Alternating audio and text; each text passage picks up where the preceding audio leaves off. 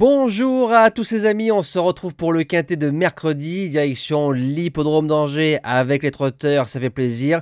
Grand Prix Angers Loire Métropole qui est à l'étude, 3100 mètres avec 3 poteaux de départ, 5 en tête, 6 au 25 mètres et 5 au 50 mètres. En Réunion 1 course 1, départ 13h55. On va revenir sur les résultats du week-end.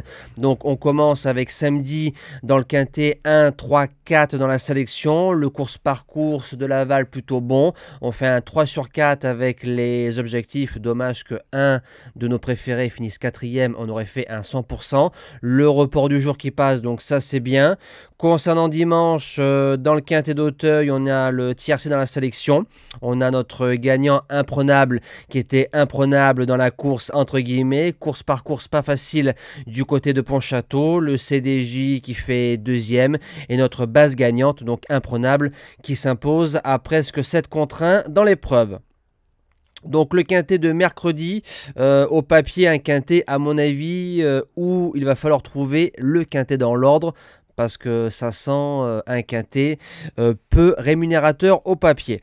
Alors en base gagnante, le numéro 10, Horace Dugoutier, qui vient de finir deuxième pour ses débuts au Tromonté groupe 1. Il est battu par une certaine Édition Gemma, spécialiste dans la discipline, une ancienne CDJ ou Objectif. Faut se rappeler qu'il avait gagné le GNT ici même au 25 mètres très facilement. C'est un cheval qui enroule de loin. Il a peu couru cet hiver, parce que je pense qu'on a voulu le préserver et pas le courir dans les baies, et je pense que c'est une bonne tactique de la part de la team Guarato. Horace Dugoutier, s'il fait sa valeur devant Méchant, je pense qu'il peut s'imposer de bout en bout. L'opposition, le numéro 6, Grace du Dijon, qui a fait un bel hiver. Elle revient à piste plate, ça sera mieux pour elle. Ça va un peu lui changer les idées. Elle vient de finir quatrième du prix Henri Desmontil pour ses débuts au Tromonté. Elle retrouve la corde à droite. Elle a gagné à Saint-Malo et a bien couru sur une piste comme Mêlée du Maine. Grace du Dijon, maintenant, on aurait été sur Vincennes, peut-être que je l'aurais mis en tête. Maintenant 3100 mètres, corde à droite, piste plate, j'ai préféré Horace, mais Grace du Dijon, c'est l'opposition au papier. Pour les chances, le numéro 11, Gaspard de Brion, c'est un cheval qui a bien couru la première partie du meeting d'hiver, donc il va arriver avec de la fraîcheur. Il avait gagné un Grand Prix au Mans le 4 octobre, on l'a touché derrière à Toulouse en objectif.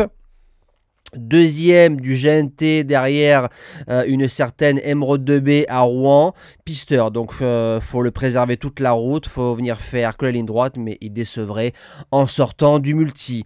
En quatrième position, le numéro 5, Eradames, véritable droitier, il a raté son départ du côté de Lisieux, ils sont peu en tête, donc désavantagés, mais il ne doit pas sortir du quintet, surtout qu'il sera déféré des 4.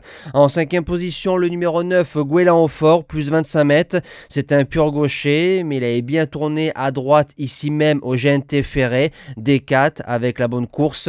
Il prendra un beau chèque. En sixième position, le numéro 7, Gangster du Vallon, qui vient d'arriver dans les box de Mathieu Mottier dit Momotte. Son prix du Covicourt est bon. Donc au bluff, dans un nouvel environnement, ça peut marcher. C'est un gagnant de groupe 1 au Tromonté et c'est le deuxième du Critérium des 5 ans de Gallius, le regretté Gallius qu'on embrasse très fort là-haut dans les étoiles. En septième position, le numéro 2, Giborwell. Alors un abrivard peut en cacher un autre. C'est un cheval qui sera déféré devant.